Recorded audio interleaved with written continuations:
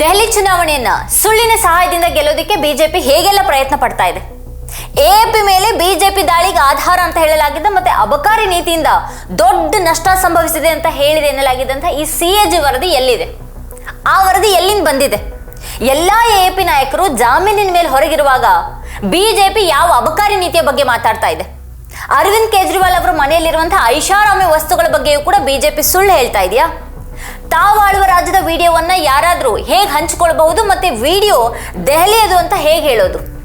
ಸುಪ್ರಿಯಾ ಸುಳೆ ಮತ್ತೆ ನಾನಾ ಪಾಟೋಲೆ ಇಡಿ ಅಧಿಕಾರಿಯೊಂದಿಗೆ ಕ್ರಿಪ್ಟೋ ಮನಿ ಬಗ್ಗೆ ಚರ್ಚೆ ಮಾಡಿದ್ರು ಅನ್ನುವಂಥ ಸುಳ್ಳಿನ ಕಥೆ ಏನಾಯ್ತು? ಈಗ ಅದ್ರ ಬಗ್ಗೆ ತನಿಖೆ ಯಾಕಿಲ್ಲ? ಅದು ಸುಳ್ಳಂತ ಬಿಜೆಪಿನೇ ಒಪ್ಕೊಳ್ತಾ ಇದೆಯಾ? ಬಿಜೆಪಿ ಬಹಿರಂಗವಾಗಿ ಈ ರೀತಿ ಸುಳ್ಳು ಹೇಳ್ತಾ ಇರುವಾಗ ಬಿಜೆಪಿ ವಿರುದ್ಧ ಹಲವು ದೂರುಗಳಿದ್ರು ಕೂಡ ಚುನಾವಣಾ ಆಯೋಗ ಮಾತ್ರ ಯಾಕೆ ಸುಮ್ಮನಿದೆ? ದಿಲ್ಲಿಯನ್ನ ಹೇಗಾದ್ರೂ ಮಾಡಿ ಗೆಲ್ಲಲೇಬೇಕು ಅನ್ನುವಂಥ ಹಠಕ್ಕೆ ಬಿದ್ದಿರುವಂತಹ ಬಿಜೆಪಿ ಅದಕ್ಕಾಗಿ ಮಾಡ್ತಾ ಇರುವಂತಹ ಕಸರತ್ತುಗಳು ಏನೇನು ಅನ್ನೋದ್ರ ಬಗ್ಗೆ ಇವತ್ತಿನ ವಿಡಿಯೋದಲ್ಲಿ ನಾವು ಚರ್ಚೆ ಮಾಡೋಣ. ಆದ್ರೆ ಅದಕ್ಕೂ ಮುನ್ನ ನೀವಿನ್ನೂ ನಮ್ಮ ಚಾನಲ್ ಅನ್ನ ಸಬ್ಸ್ಕ್ರೈಬ್ ಮಾಡಿಲ್ಲ ಅನ್ನೋದಾದ್ರೆ ಈಗಲೇ ಈ ವಿಡಿಯೋ ಕೆಳಗೆ ಕಾಣ್ತಾ ಇರುವಂತಹ ಸಬ್ಸ್ಕ್ರೈಬ್ ಬಟನ್ ಹಾಗೆ ಪಕ್ಕದಲ್ಲಿರುವಂತಹ ಬೆಲ್ ಐಕಾನ್ ಪ್ರೆಸ್ ಮಾಡಿ ನಮ್ಮನ್ನ ಪ್ರೋತ್ಸಾಹಿಸಿ. ದಿಲ್ಲಿಯಲ್ಲಿ ಕೇಜ್ರಿವಾಲ್ ಅವರನ್ನ ಸೋಲಿಸೋದು ಬಿಜೆಪಿಗೆ ಸಾಧ್ಯ ಇದೆಯಾ ಅನ್ನೋದ್ರ ಬಗ್ಗೆ ನಿಮಗೇನು ಅಭಿಪ್ರಾಯ ಇದೆ ಕೆಳಗಡೆ ಕಮೆಂಟ್ ಮಾಡಿ. ಈ ವಿಡಿಯೋವನ್ನ ಕೊನೆವರೆಗೂ ನೋಡಿ, ಹಾಗೆ ಇದರ ಲಿಂಕ್ ಅನ್ನ ನಿಮ್ಮೆಲ್ಲ ಬಂಧು ಮಿತ್ರರಿಗೆ ವಾಟ್ಸ್ಆಪ್ ಮಾಡಿ. ಈಗ ವಿಷಯಕ್ಕೆ ಬರೋಣ. ಲೋಕಸಭೆ ಚುನಾವಣೆಯಿಂದ ವಿಧಾನಸಭೆ ಚುನಾವಣೆಯವರೆಗೆ ಬಿಜೆಪಿ ಬರೀ ಸುಳ್ಳುಗಳನ್ನೇ ಹೇಳ್ತಾ ಇದೆ. ಅದು ತನ್ನ ವಿರೋಧಿಗಳ ಮೇಲೆ ಸುಳ್ಳಿನ ಆಧಾರದ ಮೇಲೆ ದಾಳಿ ಮಾಡುತ್ತೆ. ಮತ್ತು ಅದಕ್ಕೆ ಇತ್ತೀಚಿನ ಉದಾಹರಣೆ ಅಂತ ಅಂದ್ರೆ ದೆಹಲಿ ವಿಧಾನಸಭೆ ಚುನಾವಣೆ. ಬಿಜೆಪಿ ಮಂದಿ ಸುಳ್ಳು ಹೇಳದೇನೆ ಚುನಾವಣೆಗಳನ್ನ ಎದುರಿಸೋದಿಕ್ಕೆ ಸಾಧ್ಯನೇ ಇಲ್ಲ ಅನ್ನೋದು ಮತ್ತೆ ಮತ್ತೆ ಬಯಲಾಗ್ತಾನೆ ಇದೆ. ಒಂದು ಸುದ್ದಿ ವಾಹಿನಿಯಲ್ಲಿ ಅಬಕಾರಿ ಹಗರಣಕ್ಕೆ ಸಂಬಂಧಪಟ್ಟ ಹಾಗೆ ಇದೆ ಅಂತ ಹೇಳಲಾಗಿದ್ದಂತೆ ಈ ಸಿಎಜಿ ವರದಿ ಬಗ್ಗೆ ಚರ್ಚೆ ನಡೆಯುತ್ತೆ. ಆಮ್ ಆದ್ಮಿ ಪಕ್ಷದ ವಕ್ತಾರೆ ಪ್ರಿಯಾಂಕಾ ಕಕ್ಕರ್ ಅವರು ಒಂದು ಪ್ರಶ್ನೆಯನ್ನ ಕೇಳ್ತಾರೆ. ದೆಹಲಿ ಸರ್ಕಾರದ ನೀತಿಗಳಿಂದಾಗಿ 2026 ಕೋಟಿ ರೂಪಾಯಿಗಳ ನಷ್ಟ ಆಗಿದೆ ಅಂತ ಹೇಳಿದೆ ಎನ್ನಲಾಗಿದಂತ ಈ ಸಿಎಜಿ ವರದಿ ಎಲ್ಲಿ ಅಂತ ಕೇಳ್ತಾರೆ. ಅದಕ್ಕೆ ಬಿಜೆಪಿ ವಕ್ತಾರರನ್ನ ಸಿಎಜಿ ವರದಿ ಎಲ್ಲಿದೆ ಅಂತ ಕೇಳ್ತೀವಿ ಅನ್ನೋಂಥ ಒಂದು ಉತ್ತರ ಬರುತ್ತೆ. ಇದು ಬಿಜೆಪಿ ಸುಳ್ಳುಗಳನ್ನ ಸಮರ್ಥಿಸೋದಿಕ್ಕೆ ಯಾವ ಒಂದು ವಿವೇಚನೆಯೂ ಇಲ್ಲದೆ ಮುಂದೆ ಬಂದು ಮುಖಗೇಡಿ ಆಗುವಂತ ಮಡಿಲ ಮೀಡಿಯಾದ ಹಾಸ್ಯಾಸ್ಪದ ಕಥೆ. ಒಂದು ವರದಿಯ ಆಧಾರದ ಮೇಲೆ ರಾಜಕೀಯ ಪಕ್ಷವನ್ನ ಪ್ರಶ್ನೆ ಮಾಡುವಾಗ ಅದ್ರ ಬಗ್ಗೆ ಸಂಪೂರ್ಣ ಮಾಹಿತಿ ಇರಬೇಕು. ಆದ್ರೆ ಇಲ್ಲಿನ ಮಡಿಲ ಮೀಡಿಯಾಗಳಿಗೆ ಬಿಜೆಪಿ ಹೇಳಿದ್ದೇ ಸತ್ಯ, ಮತ್ತೇನೂ ಬೇಕಾಗಿಲ್ಲ. ಮಂಡನೆ ಆಗದ ಸಿಎಜಿ ವರದಿ ಎಲ್ಲಿಂದ ಬಂತು, ಯಾರ ಕೈಯಲ್ಲಿದೆ ಅನ್ನೋದಕ್ಕೆ ಉತ್ತರ ಬೇಕಲ್ವಾ? ಬಿಜೆಪಿ ಒಂದು ಜಾಹೀರಾತನ್ನ ಬಿಡುಗಡೆ ಮಾಡಿದೆ. ಅದರಲ್ಲಿ ದೆಹಲಿಯ ರಸ್ತೆಗಳು ತುಂಬಾ ಕೆಟ್ಟದಾಗಿವೆ ಅಂತ ಸುಳ್ಳನ್ನ ಹೇಳಲಾಗ್ತಾ ಇದೆ. ಆದ್ರೆ ಸತ್ಯ ಏನು ಅಂತ ಅಂದ್ರೆ ಆ ವಿಡಿಯೋದಲ್ಲಿರೋದು ಬಿಜೆಪಿ ಅಧಿಕಾರದಲ್ಲಿರುವಂತಹ ಹರಿಯಾಣದ ಫರೀದಾಬಾದ್ನ ಅವ್ಯವಸ್ಥೆಯ ಚಿತ್ರಗಳು. ಇದು ಬಿಜೆಪಿ ಮತ್ತೆ ಮಡಿಲ ಮಾಧ್ಯಮಗಳ ಪಿತೂರಿ. ಈಗ ಸಿಎಜಿ ವರದಿ ಅಂತ ಬೊಬ್ಬೆ ಹೊಡಿತಾ ಇರೋರು ಭಾರತ್ ಮಾಲಾ ಯೋಜನೆ, ದ್ವಾರಕಾ ಎಕ್ಸ್ಪ್ರೆಸ್ ವೇ, ಆಯುಷ್ಮಾನ್ ಭಾರತ್ ಬಗ್ಗೆ ಪ್ರಶ್ನೆಗಳನ್ನ ಎತ್ತಿದಾಗ ಸಿಎಜಿ ವರದಿಯನ್ನು ವಾಸ್ತವವಾಗಿ ಚರ್ಚೆ ಮಾಡಿರಲೇ ಇಲ್ಲ. ಅದಕ್ಕೆ ಬದಲಾಗಿ ಆ ಸಿಎಜಿ ವರದಿಗಳನ್ನು ಸಿದ್ಧಪಡಿಸಿದಂತಹ ಅಧಿಕಾರಿಗಳನ್ನ ವರ್ಗಾವಣೆ ಮಾಡಲಾಯಿತು. ಬಿಜೆಪಿ ಈಗ ಹೇಳ್ತಾ ಇರುವಂತಹ ಯಾವುದೇ ಸಿಎಜಿ ವರದಿ ಇಲ್ಲ ಅಂತ ಟಿಎಂಸಿ ಸಂಸದ ಸಾಕೇತ್ ಗೋಖಲೆ ಹೇಳಿದ್ದಾರೆ. ಅಬಕಾರಿ ನೀತಿಯಿಂದಾಗಿ ದೆಹಲಿಗೆ 2026 ಕೋಟಿ ರೂಪಾಯಿ ನಷ್ಟ ಆಗಿದೆ ಅಂತ ಸಿಎಜಿ ವರದಿಯಲ್ಲಿ ಹೇಳಲಾಗಿಲ್ಲ. ಅದೇ ಸತ್ಯವಾಗಿದೆ ಅನ್ನೋದಾದ್ರೆ ಅದನ್ನ ಸಾಬೀತುಪಡಿಸೋದಿಕ್ಕೆ ತನಿಖೆ ಏಜೆನ್ಸಿಗೆ ಯಾಕೆ ಸಾಧ್ಯ ಆಗಲೇ ಇಲ್ಲ? ಯಾಕೆ ಅವರಿಗೆ ಯಾವುದೇ ಪುರಾವೆಗಳು ಸಿಗ್ಲಿಲ್ಲ? ಅರವಿಂದ್ ಕೇಜ್ರಿವಾಲ್ ಅವರನ್ನ ಬಂಧಿಸಿದ ಸೆಕ್ಷನ್ಗಳ ಅಡಿಯಲ್ಲಿ ಜಾಮೀನು ಸಿಗೋದು ಸುಲಭ ಇಲ್ಲ. ನ್ಯಾಯಾಲಯಕ್ಕೆ ಯಾವುದೇ ಒಂದು ದೃಢವಾದ ಪುರಾವೆಗಳು ಇಲ್ಲ ಅಂತ ಮನವರಿಕೆ ಆಗೋವರೆಗೆ ಜಾಮೀನು ನೀಡೋದಿಲ್ಲ. ಹಾಗಾದ್ರೆ ಅವ್ರಿಗೆ ಜಾಮೀನು ಸಿಕ್ಕಿದೆ ಅಂತ ಅಂದಮೇಲೆ ಆರೋಪ ಸಾಬೀತು ಮಾಡೋದಿಕ್ಕೆ ಆಗಿಲ್ಲ ಅಂತಾನೆ ಅಲ್ವಾ? ಹಾಗಿರುವಾಗ ಮತ್ಯಾಕ್ ಅದ್ರ ಬಗ್ಗೆ ಈಗ ಬಿಜೆಪಿ ಬೊಬ್ಬೆ ಹೊಡಿತಾ ಇದೆ? ಫರೀದಾಬಾದ್ ರಸ್ತೆಯಲ್ಲಿ ಓಡುವಂತ ಆಟೋವನ್ನ ತೋರಿಸಿ ದೆಹಲಿ ರಸ್ತೆ ಅಂತ ಅಪಪ್ರಚಾರ ಮಾಡುವಂತ ಈ ಸಂಚನ್ನ ಆಲ್ಟ್ ನ್ಯೂಸ್ ಬಯಲು ಮಾಡಿದೆ. ಆ ವಿಡಿಯೋದಲ್ಲಿ ಕಾಣಿಸ್ತಾ ಇರುವಂತಹ ಠಾಕೂರ್ ಉದಯಪಾಲ್ ಧರ್ಮಶಾಲೆ ಇರೋದು ಫರೀದಾಬಾದ್ನಲ್ಲಿ. ಸುಳ್ಳುಗಳನ್ನ ಬಹಿರಂಗವಾಗಿ ಹರಡೋದು ಇದೇ ರೀತಿನೇ. ಸುಳ್ಳುಗಳನ್ನೇ ನಿರಂತರವಾಗಿ ಹರಡಲಾಗ್ತಾ ಇದೆ. ಈಗ ಶೀಶ್ ಮೆಹಲ್ನಲ್ಲಿ ಚಿನ್ನದ ಕಮೋಡಿವೆ, ಮಿನಿ ಬಾರ್ ಇದೆ ಅಂತ ಆರೋಪ ಮಾಡುವಾಗಲೂ ಕೂಡ ಇದಕ್ಕೆ ಪುರಾವೆಗಳು ಬೇಕಾಗತ್ತವೆ. ಅರವಿಂದ್ ಕೇಜ್ರಿವಾಲ್ ಅವರು ಆ ಬಂಗ್ಲೆ ಮೇಲೆ ಹಣ ಹೂಡಿಕೆ ಮಾಡಿರೋದ್ರ ಬಗ್ಗೆ ಯಾವುದೇ ಸಂದೇಹ ಇಲ್ಲ. ಮತ್ತೆ ಅದಕ್ಕಾಗಿ ಅರವಿಂದ್ ಕೇಜ್ರಿವಾಲ್ ಅವರನ್ನ ಹೊಣೆಗಾರನಾಗಿ ಮಾಡಬೇಕು, ಮತ್ತೆ ನಾವು ಪ್ರಶ್ನೆ ಮಾಡಲೇಬೇಕು. ಯಾಕಂದ್ರೆ ಸರಳತೆ ಬಗ್ಗೆ ಮಾತಾಡೋರು ರಾಜಕೀಯವನ್ನು ನಾವು ಬದಲಾಯಿಸ್ಬಿಡ್ತೀವಿ ಅಂತ ಬಂದವರು ಕೂಡ ಇದೇ ರೀತಿ ಮಾಡಿದ್ರೆ ಅದನ್ನ ನಾವು ಪ್ರಶ್ನೆ ಮಾಡಲೇಬೇಕು. 300 ಎಕರೆ ಜಾಗದಲ್ಲಿ ಬಂಗ್ಲೆ ಯಾಕೆ ಬೇಕು ಅನ್ನುವಂಥ ಪ್ರಶ್ನೆನ ಕೇಳಬೇಕಾಗತ್ತೆ. ಅದನ್ನ ನಿರ್ಲಕ್ಷ್ಯ ಮಾಡೋದಕ್ಕೆ ಸಾಧ್ಯನೇ ಇಲ್ಲ.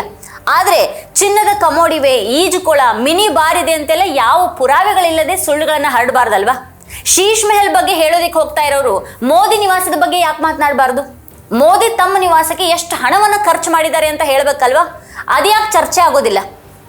ಈ ಹಿಂದೆ ಸಿಎಜಿ ವರದಿಗಳು ಯಾವ್ಯಾವ ವಿಷಯಗಳ ಬಗ್ಗೆ ಬಂದ್ವು, ಅವುಗಳ ಬಗ್ಗೆ ಮಾಧ್ಯಮಗಳು ಯಾವತ್ತಾದ್ರೂ ಚರ್ಚೆ ಮಾಡಿದ್ವಾ? ದ್ವಾರಕಾ ಎಕ್ಸ್ಪ್ರೆಸ್ ವೇ ಕುರಿತು ವರದಿಯಲ್ಲಿ ಪ್ರತಿ ಕಿಲೋಮೀಟರ್ ನಿರ್ಮಾಣ ವೆಚ್ಚ 18 ಕೋಟಿಯಿಂದ 50 ಕೋಟಿಗೆ ಏರಿದ್ದನ್ನ ಸಿಎಜಿ ಉಲ್ಲೇಖ ಮಾಡಿದೆ. ಅದ್ರ ಬಗ್ಗೆ ಯಾವುದೇ ಚರ್ಚೆ ಯಾಕಿಲ್ಲ? 159 ಕೋಟಿ ನಷ್ಟಕ್ಕೆ ಕಾರಣ ಆದಂತಹ ಎಂಜಿನ್ ನಲ್ಲಿನ ಗಂಭೀರ ವಿನ್ಯಾಸ ದೋಷಗಳಿಗಾಗಿ ಸಿಎಜಿ HAL ಅನ್ನ ತರಾಟೆಗೆ ತೆಗೆದುಕೊಂಡಿತ್ತು. ಇದ್ರ ಬಗ್ಗೆ ಯಾವುದೇ ಚರ್ಚೆ ಆಗ್ಲೇ ಇಲ್ಲ. PMJAY ನೋಂದಣಿಯ ಬಗ್ಗೆ ಸಿಎಜಿ ವರದಿ ಇತ್ತು. 7.5 ಲಕ್ಷ ಅರ್ಜಿದಾರರನ್ನ ಒಂದೇ ಫೋನ್ ಸಂಖ್ಯೆಗೆ ಲಿಂಕ್ ಮಾಡಲಾಗಿದೆ ಅಂತ ಅದು ಹೇಳ್ತು. ಅಂಥ ದೊಡ್ಡ ಹಗರಣದ ಬಗ್ಗೆ ಯಾವುದಾದ್ರೂ ಚರ್ಚೆ ನಡೆದಿದೆಯಾ? ಇಲ್ಲ. ಆದ್ರೆ ಏನ್ ಮಾಡ್ಲಾಯ್ತು? ಆ ವರದಿಗಳನ್ನು ಸಿದ್ಧಪಡಿಸಿದಂಥ 3 ಅಧಿಕಾರಿಗಳನ್ನು ವರ್ಗಾವಣೆ ಮಾಡಲಾಯಿತು. ಆದ್ರೆ ಮಡಿಲ ಮೀಡಿಯಾಗಳು ಅದನ್ನು ಕೂಡ ಚರ್ಚೆ ಮಾಡಲಿಲ್ಲ. ಬಿಜೆಪಿ ಮತ್ತೆ ಮತ್ತೆ ಸುಳ್ಳುಗಳನ್ನು ಆಶ್ರಯಿಸಬೇಕಾಗಿದೆ. ಮಹಾರಾಷ್ಟ್ರ ಚುನಾವಣೆ ಹೊತ್ತಿನಲ್ಲಿ ಒಂದು AI ರಚಿತ ಕ್ಲಿಪ್ ಅನ್ನು ಬಿಡುಗಡೆ ಮಾಡಲಾಯಿತು. ಸುಪ್ರಿಯಾ ಸುಳೆ ಮತ್ತೆ ನಾನಾ ಪಾಟೋಲೆ ಅವರು ಒಬ್ಬ ವ್ಯಕ್ತಿಗೆ ಚುನಾವಣೆ ಹಣ ಕೊಡಿ ಅಂತ ಬೆದರಿಕೆಯನ್ನು ಹಾಕ್ತಾ ಇದ್ದಾರೆ ಅಂತ ಬಿಂಬಿಸುವಂತಹ ಒಂದು ಯತ್ನಿಸಿದ ಕ್ಲಿಪ್ ಆಗಿತ್ತದು.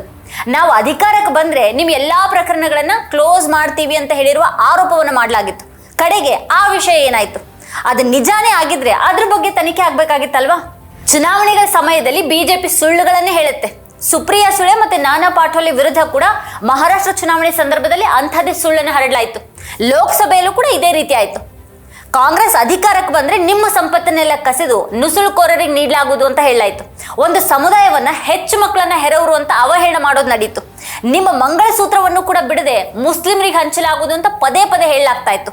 ರಾಹುಲ್ ಗಾಂಧಿ ಅವರ ವಿರುದ್ಧ ಅಂತೂ ಸತತ ಸುಳ್ಳುಗಳನ್ನ ಹೇಳಲಾಯ್ತು. ಅವರು ಮೀಸಲಾತಿಯನ್ನು ವಿರೋಧ ಮಾಡ್ತಾರೆ ಅಂತ ಇಲ್ಲಿ ಸಲ್ಲದ ಆರೋಪ ಮಾಡಲಾಯಿತು. ಆದ್ರೆ ಅವ್ರು ಯಾವತ್ತೂ ಕೂಡ ಹಾಗೆ ಹೇಳಿದ್ದೇ ಇರಲಿಲ್ಲ. ರಾಹುಲ್ ಗಾಂಧಿ ಅವರು ಚೀನಾವನ್ನ ಬೆಂಬಲಿಸ್ತಾ ಇದ್ದಾರೆ ಅನ್ನುವಂಥ ಸುಳ್ಳುಗಳನ್ನು ಹರಡಲಾಗಿದೆ. ಆದ್ರೆ ರಾಹುಲ್ ಗಾಂಧಿ ಅವರು ಯಾವತ್ತಿಗೂ ಹಾಗೆ ಹೇಳೇ ಇರಲಿಲ್ಲ.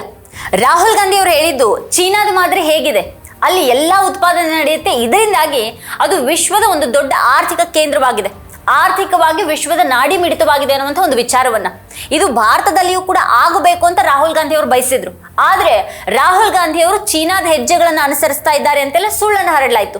ಪ್ರಧಾನಿ ಮೋದಿ ಇಲ್ಲಿವರೆಗೆ ಚೀನಾವನ್ನ ಟೀಕೆ ಮಾಡಿದ್ದಾರೆ ಯಾವತ್ತಾದ್ರೂ?